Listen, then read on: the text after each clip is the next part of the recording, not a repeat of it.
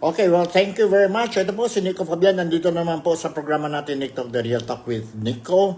Welcome na welcome kayong lahat po. Mga Filipinos dito sa Malaysia, particularly dito sa Sabah, very specific dito sa Kota Kinabalu. And this program is also dedicated sa mga other OFWs sa iba-ibang parte ng mundo, and as well as ang mga sabihin natin kababayan, kapatid at kaibigan natin dyan mismo sa bayan natin which we call the Philippines. And today is Tuesday, last day of March. Bukas, April 1st na po. And let's hope that the coming brand new month, month of April po, will be a very fruitful month for sa ating lahat mga Filipinos as well as sa mundo po. No? And sana po tigil na po ang giyera dyan po sa Middle East between itong Amerika and Israel against Iran. And dahil sa conflict, ganito na po nangyari ang buhay ng mga tao sa mundo, particularly ang mga third countries kagaya ang Pilipinas. Mahirap po ang buhay natin dahil tumaas ang presyo ng langis natin po, ang crude oil. And dahil sa tumaas ang langis ng ang crude oil sa Pilipinas, lahat ang karamihan ng mga bilihan po tumaas din po. And dahil dyan po, medyo nahirapan ang mga Filipinos po, no? On their daily lives. Anyway, sige lang po. I will give you ang mga updates tungkol what is happening sa Pilipinas as well as sa mga other news involving politics at saka ang ekonomiya sa Pilipinas. In the meantime, focus muna tayo dito po sa programa natin. And today, I am going to touch on a very specific interview po, which was held just recently dyan po sa Pilipinas. And it was an interview lumabas dyan po sa SMNI. And it is the interview of the Banateros brothers, wherein they interviewed ito si Congressman Toby Tiangco. Si Toby Tiangco is one independent congressman sa Pilipinas. And of course, alam natin na si Congressman Tiangco is also a relative of the Marcoses po. Dahil, if I'm not mistaken, ang asawa niya po is the cousin of BBM or Bongbong or Ferdinand Bongbong Marcos Jr. And also, pinsan din po ni former House Speaker Martin Romualdez po. So, they are relatives, but when it comes to responsibilities po as elected officials, si Congressman Toby Tiangco still believe that he is an independent candidate and he don't favor anybody. What he wants is to protect the interest and welfare of the Filipinos sa bayan natin po, because that is the reason why he ran for an election and he wants to serve ang Philippine nation natin po. Alright, before I will give you mga video clips tungkol sa interview, let me share with you an article po, no? Itong article po is galing from ABS-CBN, a legit media outlet dyan po sa Pilipinas, and it involves tungkol sa ICC po, no? Or ICI, ang International or an Independent Commission for Infrastructure po, which was created by no less than President si Ferdinand Bongbong Marcos dahil po sa problema ng flood control projects po, wherein trillions of money were sabihin natin na scam, taxpayers money natin po, nagpunta lang po doon sa mga greedy and selfish politician natin po. And I'm basing my statement dyan po sa official pronouncement or statement made by the Blue Ribbon Committee who is investigating itong flood control projects, and at the same time dyan po sa International Commission for or Independent Commission for Infrastructure Project po, no? For infrastructure project. Nandito po, let me share with you itong balita. The Office of the of the Ombudsman and the Department of Justice or DOJ seems to be overwhelmed by the volume of case recommendations and information submitted by Independent Commission for Infrastructure or ICI Malacanang said today po, Tuesday. The panel issued a statement when asked about the panel's accomplishment and the lack of a conviction involving major contractors and high-ranking officials allegedly linked to anomalous flood control projects even after the ICI has ceased operation. Yon po ang latest updates and alam na natin po, ang mga Filipinos po, karamihan mga Filipinos po, ito ang sentimento nila, ito ang feelings nila, ito ang reaction nila po that they do not believe ang ICI. No? In fact, karamihan ng mga Filipinos saying na useless na ito ang ICI and mas lalo po nanggalit ang mga Filipino, yon ang recommendation or ang report ng ICI po nag-cease operation ito effective today, no?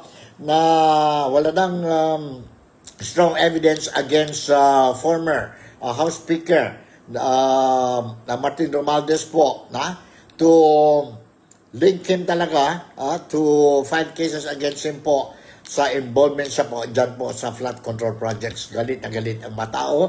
And hanggang ngayon po, hindi natin alam, mga Filipinos, kung ano nangyari po, sino-sino ang mga mastermind o dyan involved sa flood control projects.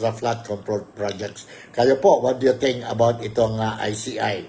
So far po, as what I said, karamihan ng mga Filipinos, that includes ang mga Filipinos dito po sa Malaysia, particularly dito sa East Malaysia, sa Sabah po, we do not agree and we do not give any more, no?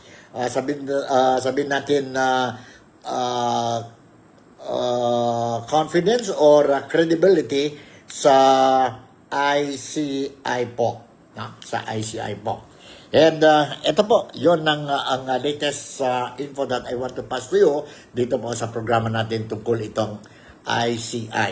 Okay, punta na tayo po sa main topic natin na tungkol sa interview ng SMNI, yon Banateros brothers, wherein they interviewed si Toby Chanco, Congressman Toby Chanco po. And nag-start sila ang programa nila po, interview nila po, by asking Congressman Toby Chanco whether he is a DDS or whether he is supporting si Sara or Vice President Inday Sara Duterte, especially itong impeachment against her, and of course ang 2028 upcoming presidential election.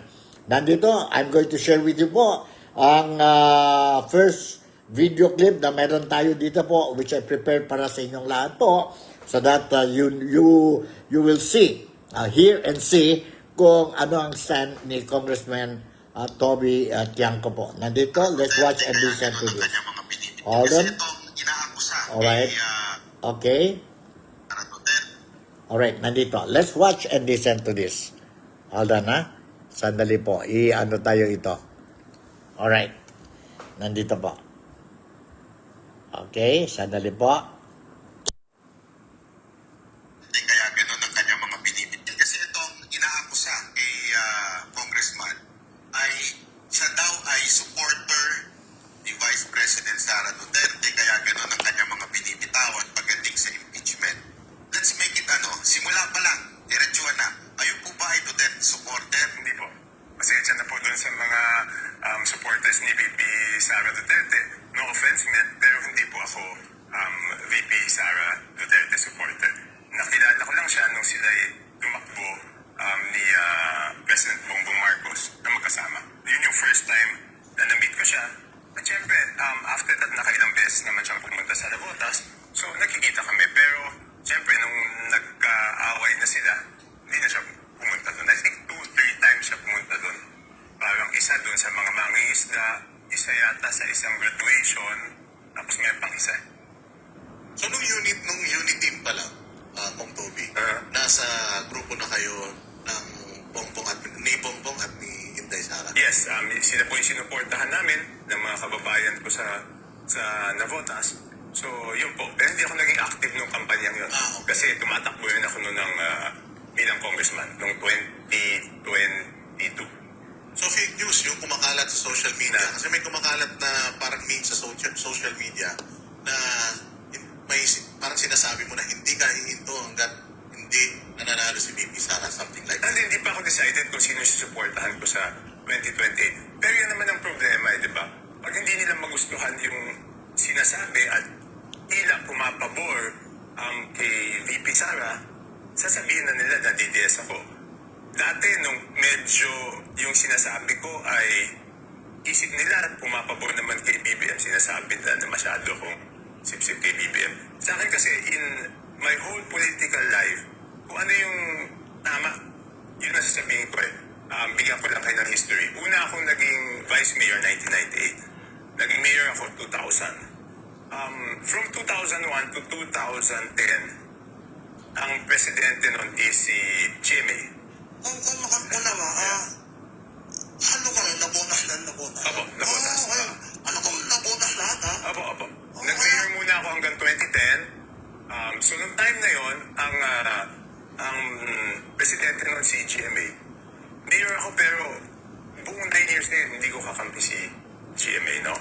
So, sa akin, hindi kasi ako yung kailangan laging kumampi sa administrasyon. In fact, ang unang administrasyon na naging kakampi ko yung presidente is kay Presidente BBM. Kasi pagkatapos ni GMA, 2010 to 2016, Pinoy naman.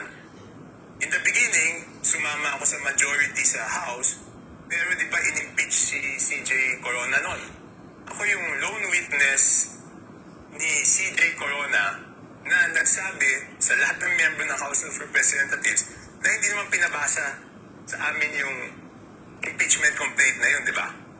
So, even napaka-popular ni Pinoy nun, at siyempre, hindi naman ganun kapopular si CJ Corona. Kung ano yung totoo, sinabi ko. 2016, hindi rin ako, hindi si President Duterte ang sinuportahan ko. So, nung nagbotohan kami ng sa Congress noon, hindi rin ako majority noon. Independent din ako noon. So, sa akin, kung alin yung tama, doon ako pupunta. Minsan nga, yung tama, hindi nga siya popular. Pero ang prinsipyo ko kasi is, what is right will always be right, even if it is unpopular now. Kasi later on, mapapatunayan naman na tama ka. Hindi mo lang alam kung 1 taon, 2 taon, 5 taon. Pero, yun lang ang prinsipyo ko eh. So, kaya hindi ako yung papalit-palit ng pag ito presidente, kakampihan ko yun. Pag ito presidente, kakampihan ko. Pag ito presidente, kakampihan ko. Hindi ko kailangan sumipsip eh. Kasi kung maayos yung presidente, susuportahan ko siya sa mga programa. Kung sa tingin kong hindi ayos, pwede naman akong pumuna. Yung una kasing ginagawa ko is, pumuna ako eh. Ang problema dito kasi ngayon, parang iniisip nila, pag may pinuna ka, kalaban ka kaagad eh. Hindi naman siguro dapat ganun eh, di ba? Alright, yun po, narinig natin. Very clear na clear po that sabi ni Congressman Toby Tiangco that he is not a DDS, no? He is an independent congressman. Diyan lang po siya sa tama. Kung sino ang tama, he will be supporting regardless of what party you belong to or anong kulay ng partido ninyo po. So, yon ang explanation ni Congressman Tiangco. And of course, he also mentioned na walang no offense if I say that I am not a DDS supporter. Anyway, klaro-klaro, maganda yun po. No? Na at least he clarified or he made it very clear that he is not a DDS supporter, and at the same time, he is an independent elected politician po. No? Elected politician. Okay.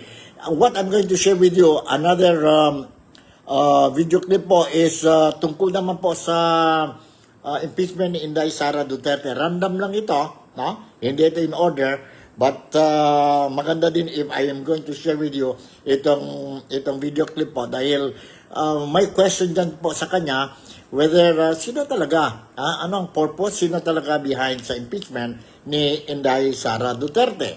And nandito po ang sagot ni Congressman Tiangco po. Sinong may gusto? Hold on, sandali. Alright. Sino may gusto talaga itong impeachment ni Inday Sara Duterte? Sino ang talagang pinuno nitong impeachment na ito? Kasi hindi naman tayo pwedeng maniwala na dahil sa ebidensya. Wala nga silang ebidensya eh. Nag-fishing nga sila ngayon eh. Ayun na nga di ba? Ang statement ko dyan is, nakita ko yung last hearing. Bakit? Di ba ang pinipintasan, isa sa mga sinasabi niya is yung SALN. Di ba? Ang sabi ko nga, yung SALN, napaka-ipokrito naman. Di ba yung Congress nga, ayaw ilabas yung SALN ng mga congressman, di ba? Tapos hanapin mo yung kasalanan ng isang tao base sa SALN. Yung mismong Congress ay, ako linabas ko na sa public nung pero isa-isa yung member ng Committee on Justice nun. Kung ilinabas nila yung SALN nila. Ang tingin ko, kung ikaw ayaw mong ilabas yung SALN mo, wala kang karapatan na manghingi na pintasan yung SALN ng ibang tao. Okay. Ang pinakaayaw ko kasi is yung ipokrito. Di ba? Number 1, ipokrito.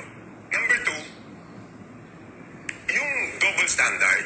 Alam mo yung double standard, ang pananaw ko, ang double standard, dyan nagsisimula lahat ng kalokohan eh. Because bakit ko sinasabing dyan nagsisimula lahat ng kalokohan? Di ba kaya nga, nakita ko dyan, tinatanong niyo ako doon sa 8, di ba? Yung 8 plaka. Bakit ba ayaw ko ng 8 plaka? Kasi pag sa maliliit na bagay, iniisip mo iba ka doon sa ordinaryong mamamayan. Hanggang sa malalaking bagay yan, iisipin mo, iba ka. Yung 8 plate gives you a sense na iba kami. 8 yung plaka. Kaya ako ever since nag-congressman ako 2010, never ko kinuha yung 8 plaka.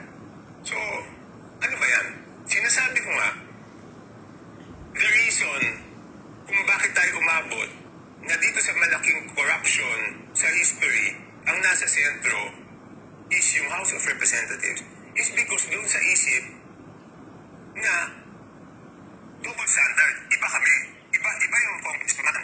So ibig sabihin, congressman, pwede magnakaw, pero ibang tao, bawal lahat kayo. Yan yung ayaw ko doon sa double standards eh. Because dapat, lahat ng tao, bawal, lahat ng government official. Eh pagka nagkaroon ka ng isip ng double standard, doon mo na iisipin na you are above the law and all others are not. Diba? Kaya ayaw ko yung isip na yan. Alright, klaro po, no? Klaro ang explanation ni Congressman Tiangco. This time around, tungkol sa impeachment naman po, ongoing pa po sa ang hearing proper dyan po sa Justice Committee ng House of Representatives. And kung mapusto na talaga ito po, they will bring this matter doon po sa plenaryo for voting. And kung sa voting po, whether she will be impeached, Inday Sara Duterte, kailangan sila po ng all the congressmen, kailangan 1/3 votes, no? And this 1/3 votes is equivalent to 106 votes coming from all the congressmen, 300 plus congressmen. Now, ito naman ang sagot ni Congressman Tiangco when he was asked about this particular question po. Nandito. Let's watch and listen to him. Seriously.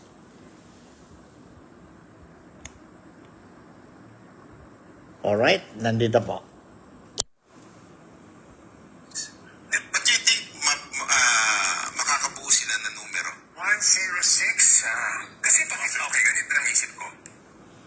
Sa tingin ko, hindi naman nila kayang tanggapin na hindi na makuha yung 106. Di ba? So, kahit papaano, ipilitin siguro yan. Tingin ko. Nabanggit nyo before, di ba, yung first impeachment ni VP Sara, may involvement doon ng parang bigayan. Ang nangyari doon is, yung mga... Firma. Hindi, yung mga nagbebenta, yung grupo nila sa Saldico nagbebenta ng projects. Okay? So, dahil nagbebenta sila ng projects, sinisingil na sila ng mga contractor kasi na FLR. So, ginamit nila yung mga ibang congressman na para umema at ang pinanakot doon is i-hold yung mga AIX, AKAP, tupad, MAIP. Yun ang ginawa nila. Siyempre, takot ka nun kasi ano ka eh, Mag-eleksyon yun. mag-election ka eh, di ba? Tsaka yung MAIP talaga ang laki ng tulong nun sa congressman eh. Tsaka doon lalo na doon sa mga kababayan. Pero that was the first impeachment. Yes, yung first. Now, we have the second impeachment. Mainit pa rin ang dugo nila. Kay VP Sara Oh, Duterte. definitely. Oo. Do you think meron pa rin kung ano yung nangyari before, meron pa rin yung nangyayari ngayon? Hindi, okay. Sinagot ko na yan nung interview eh.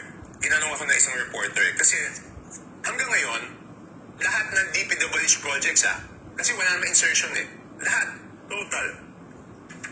Lahat yan naka-FLR.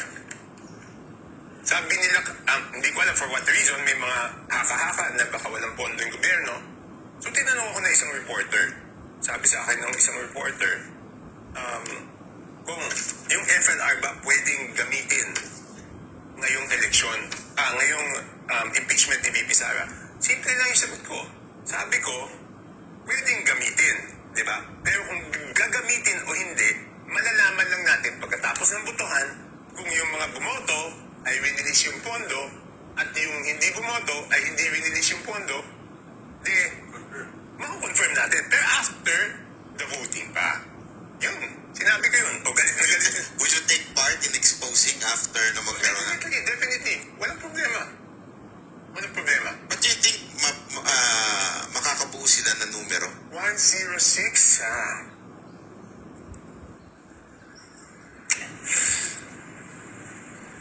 Kasi pag, okay, ganito lang isip ko. Sa tingin ko, hindi naman nila kayang tanggapin na hindi na makuha yung 106. Di ba? So, kahit paano, ipilitin siguro yun. Alright, yun po. Ha? For him, he believes na mahirapan sila makuha yon na 106, but they will try their very best po. Okay, another question sa kanya po is, bakit po he don't join itong majority ng mga congressmen dyan po sa Kongreso, no? Sa Kongreso. Why? Bakit po? Ito naman ang sagot ni Congressman Toby Tiang po. Nandito po. Let's watch and listen to this. 152. Sana yun 152? Sandali po. Let me find itong 152 and nandito po. Let's watch and listen to this po. Alright? Nandito. Kung pwede ka naman sumakay sa mga trip nila, sa mga ginagawa nila, unang tanong, bakit iba yung landas na pinuntahan mo? Bakit ka kumonto sa kanila? Tutuusin, pagka mag-aanak si Pangulo at si Speaker Walters, then relative kayo. Pangalawang tanong, dahil may usap-usapan kasi, kaya po kayo nagagalit kay Speaker Martin Romualdez dahil nag-expect daw kayo na maging Speaker of the House. Parang, Okay. yeah. So, bakit hindi ako sasama sa kanila? Masisira ako doon, di ba?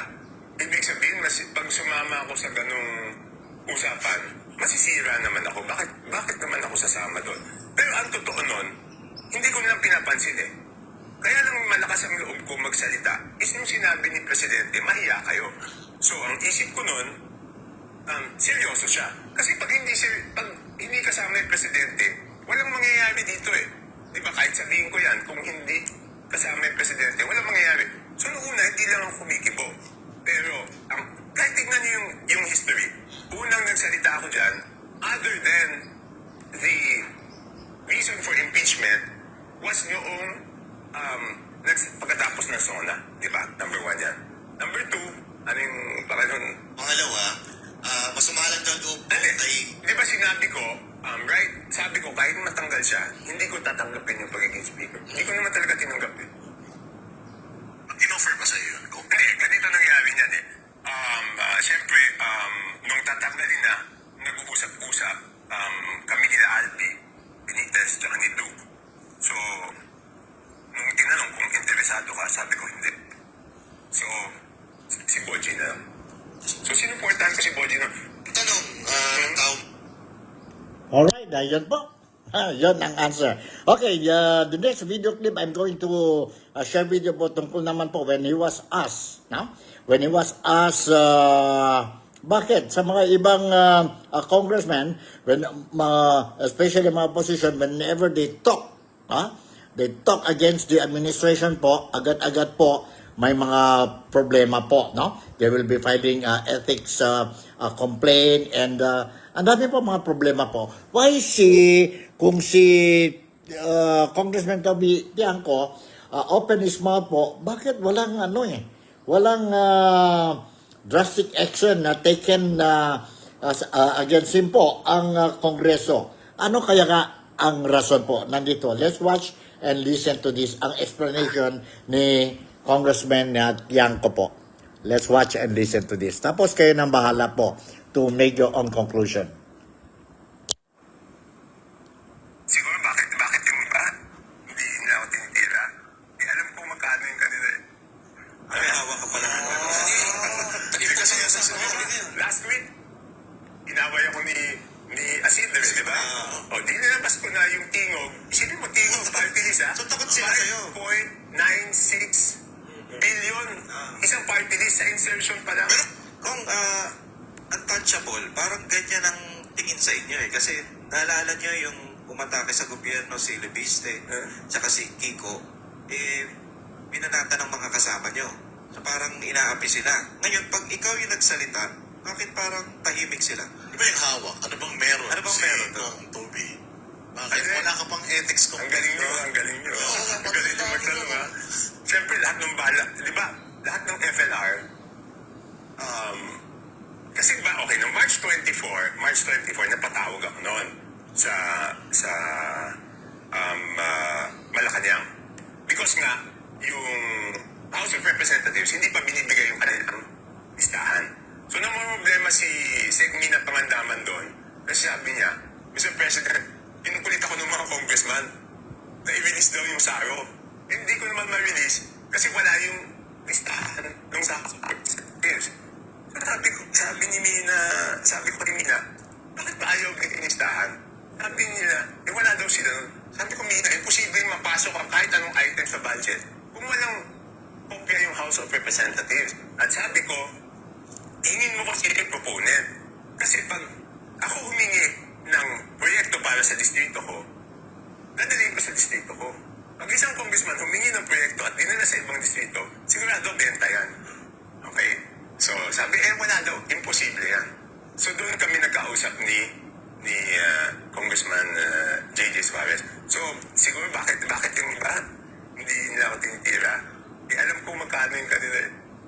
Ay, hawa ka pala. Hindi kasi yan sa sinabi niya. Last week, inaway ako ni Asidre, di ba? O, di nilabas ko na yung tingog. Isipin mo, tingog, party list, ha? So, takot sila sa'yo. 5.96 billion. Isang party list sa insertion pa lang. Pero kung party list pa hindi usually may ganyan. Meron 150 yata. Million. 150 million. 150 million lang. This one, 5.96 billion. Siguro kasi si Eda na andun, di ba? Kaya doon na tumahimik si Asidre sa pagkatapos. Tinitira pa rin niya ako, pero ayaw na sagutin kung bakit kailangan dumaan sa kanila yung proyekto ng distrito at hindi yung district congressman. Ayaw niya sagutin yun. Comment tanong ako. Ano ko na yung tanong niya kanina na kaya pala... So, yon pala, no? Pera-pera pala yon sa Kongreso. Ha? Pera pala yun sa Kongreso. And, yan na. Takot din sila kay Toby Tiangco. Kasi once they will hate Toby Tiangco, sabi ni Congressman, na alam niya daw, no? Kung magkano ang figure dyan po sa Kongreso. Sa Kongreso po. So, grabe. Okay, there is another question na raised kay Congressman Tiangco tungkol, there are some members of the Alianza Partido po, no? Coalition ito, no? During the last election, they are blaming si Congressman Tiangco because during that time, he was the campaign manager ni BBM. So, natalo daw, no? No one from the Alliance made it in the Senate po dahil Dahil po sa kanya daw po. So let us watch and listen to the explanation also of Congressman Toby Tiangco po. Nandito po. Let's watch and listen to this. Para klarong-klaro po. Lumabas na lahat po ngayon. No? Okay, para klarong-klaro. Nandito po. Natalo yung alyansa noong nakaraang eleksyon. Yun yung tinatanong mo sa akin si Trillanes. Doon niya ako binanatan yata na binatalo ko yung alyansa. No? Number one, alam nyo, ever since October naman, meron kaming surveys, di ba? Nagsimulang bumaba yung mga kandidato namin noong tinuloy yung impeachment kay VP Sara, di ba? Again, hindi logical yun eh. Kaya ko naisip talaga na pera yung dahilan nun. Kasi kung hindi naman kailangan maging matalino ka sa politika, pwede mo munang patapusin yung eleksyon, tapos tsaka mo i-file ng June 2, kung talagang gusto mo, di ba? Pero ano ba yung napaka-importante noong February 5 at hindi ka makapag-intay na patapusin mo muna yung eleksyon, di ba? Tapos June 2, dinefile mo. Wala na ibang dahilan dun kung hindi pera. Doon talaga nagsimula.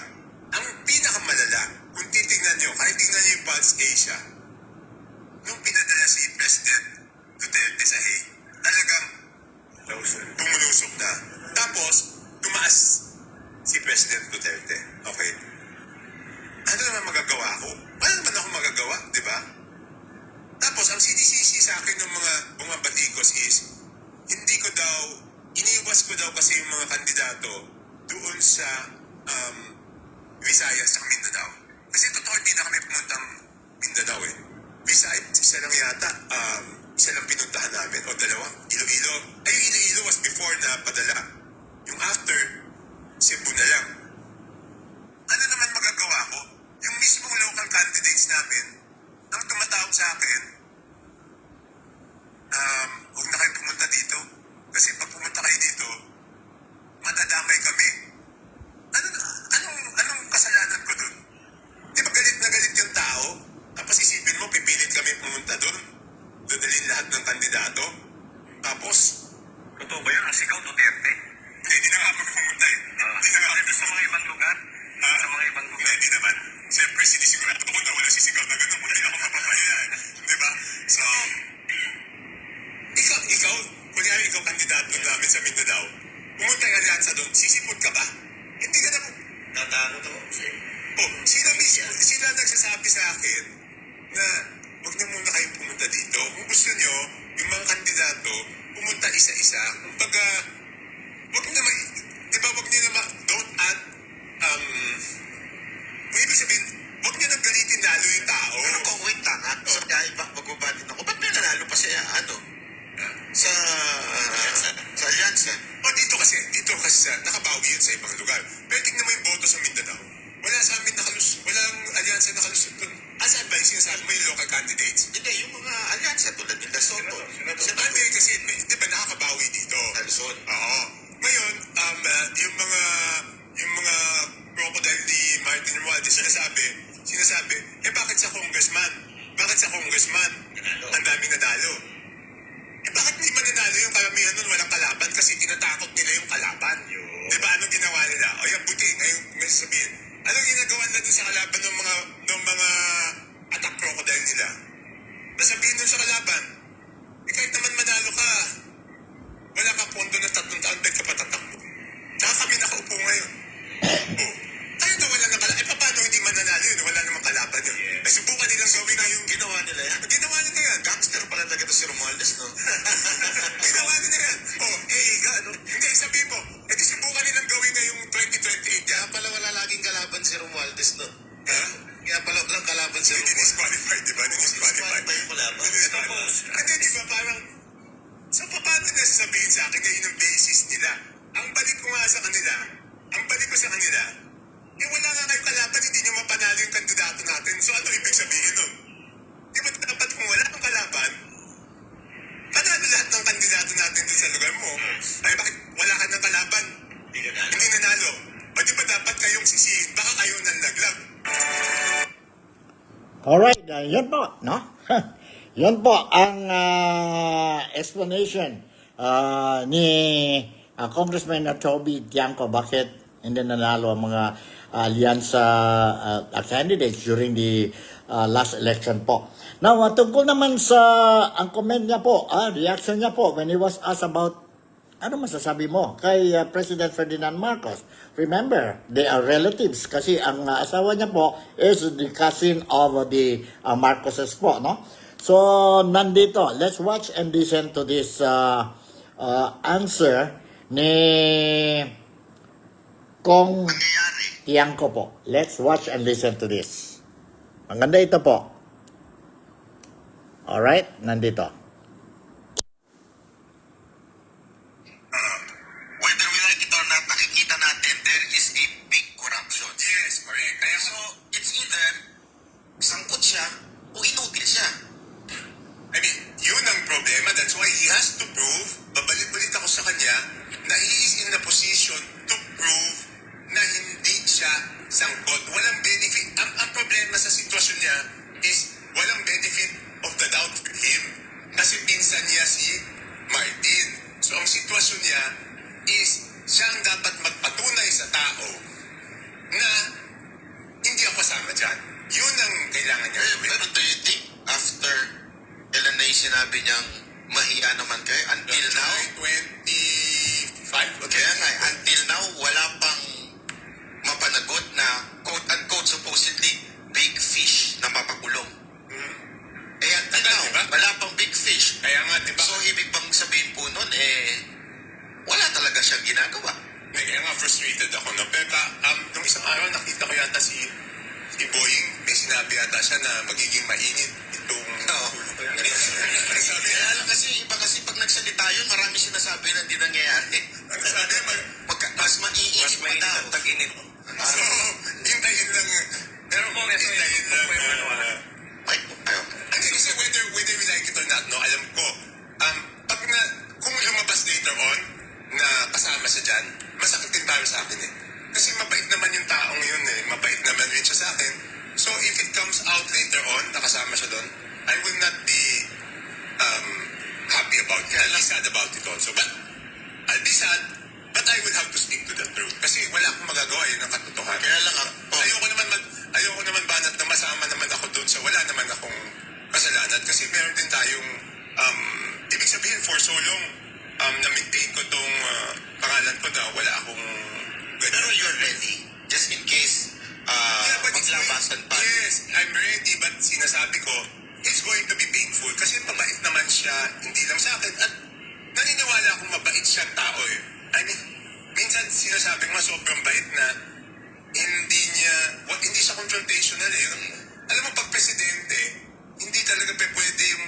Hindi confrontational. No, because there are painful decisions that you have to make. Kaya nga ako nang hihinayang.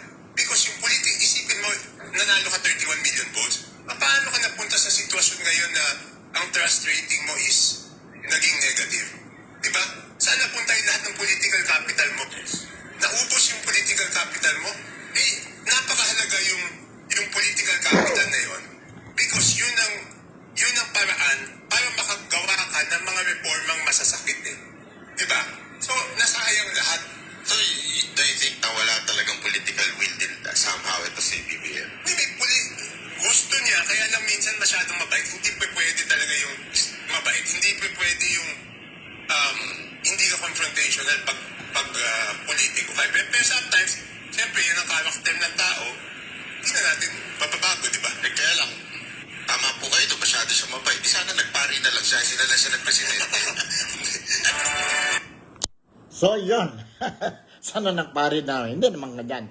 Alright, yun po. May puntos talaga si Toby Tiangco, Congressman Toby Tiangco when it comes to itong stand taken by BBM, no? Dapat kailangan, whether you like it or not, there are some issues that you have to be confrontational, no? Para at least, ang tao din will be behind you. Imagine, ngayon, from the 30 31 million votes po. Ngayon, ang trust rating mo po, no? Is on the negative na po, nagiging negative. So, there is something wrong doon po kay President Ferdinand Bongbong Marcos. Bongbong Marcos po. Okay, now punta naman tayo dito po. When he was asked, si Banat Bay, when he was asked or during the program po, na ano ba ang problema sa Kongreso? May problema ba tayo sa Kongreso? Ano ba ang problema sa Kongreso? Nandito po ang sagot ni Congressman Toby Chanco. Hold on. Nandito po. Alright. Okay. Nandito. Let's watch and listen to this. President, the former speaker, or the present speaker, o baka naman pati yung anak niya. Sino sa tingin ninyong problema? But every time na sinusolusyonan ng corruption, like what you said, yung bill na gusto ninyong mangyari, walang nangyayari. What's the problem with the Congress? Okay. Definitely yung former speaker, I mean, maliwanag na yun eh. Hindi magagawa ni Saldico lahat ng mga to kung walang approval ng former speaker. Sa tingin ko, hindi naman tayo. Hindi naman pwedeng magawa ni Saldico yun ng walang approval. Okay. Yung bagong speaker, si Boji, yun na nga eh. Yun ang, alam mo, mabait siya, kaibigan ko siya. Eh, di ba dapat gawin niya itong mga bagay niya to eh. Si majority leader naman, siya yung majority leader eh, di ba? I mean, LEDAC bill yan. So it's a LEDAC measure of Malacanang. You are the majority leader. Di ba dapat ipasa mo yung LEDAC? Unless, hindi ko na alam, hindi na ako masyado nakikipag-usap. Ano ba yun? Nagpe-pressure sila sa mga kakampi nila. Iniisip nila na pag tinuloy nila to, iiwanan sila ng mga kakampi nila. At para sa akin, yung mga politiko, you cannot satisfy them. Politiko din ako. So, tao lang maghusga. Ang politiko ang iniisip nila lagi is yung interest nila, di ba? 2 years na lang presidente si BBM. Pag hindi na presidente si BBM, wala na, iwanan na kayo niyan. Di ba? So, ang pinakamahalaga, habang nandyan ka, gawin mo yung tama. Hindi yung papasayahin mo yung politiko. Dahil yung politiko, wala yan eh. Pag wala ka na sa pwesto, Alright, yon ang sagot ni Congressman Toby Tiangco. When he was also asked to comment on the ICI, ano ang reply niya po? Nandito po ang reply ni Kong Tiangco tungkol sa ICI. Let's watch and listen to this. ICI, In the ICI, I2I, hindi I2I ICI. Nandito po. Let's watch and listen to this. ginawa ni Marcos, sa failure o gawa-gawa lang yun para lang for optics lang. okay. Yung ICI, magagaling yung mga in-appoint siya, di ba? Kaya lang, ang disappointment ko doon sa ICI is nag-file ako ng batas para maging institutionalize siya. Yung infrastructure, Independent Commission Against Infrastructure Corruption. So, final ko yun, naka-break kami, undas break. Tapos, nung naka-break kami ng undas break, pagbalik namin noong November 13, minarathon hearing namin yun, 1 to 6 p.m. So, nung tapos, pinatay lang nung mga hindi na pinalusot sa Congress. So, LEDAC measure yun, di ba? Kasama siya sa LEDAC measure. So, anong ginagawa ng mga kasama namin sa Congress? Bakit nila hindi pinapapasa yung priority bill ng presidente? Ako naman, kung ako'y presidente, kakampi ko yung mayorya, dapat sumunod sila doon sa LEDAC measures ko, di ba? Pinagmamalaki nila na may pinasa silang 18 LEDAC measures. Eh bakit yung ICAIC bill ayaw ipasa ng mga kampi ng presidente? So that just shows talaga na talagang may mga nahandun sa Congress na takot sila dyan sa investigasyon na yan. So, ano sa tingin ninyo? Sino ang problema? The President? The former Speaker? Or the present Speaker? O baka naman pati yung anak niya? Sino sa tingin ninyong problema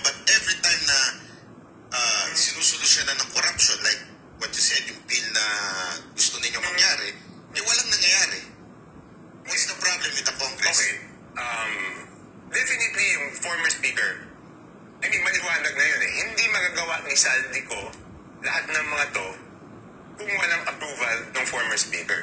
Sa tingin ko, hindi naman tayo. Hindi naman pwedeng magawa ni... Alright, klaro po, no?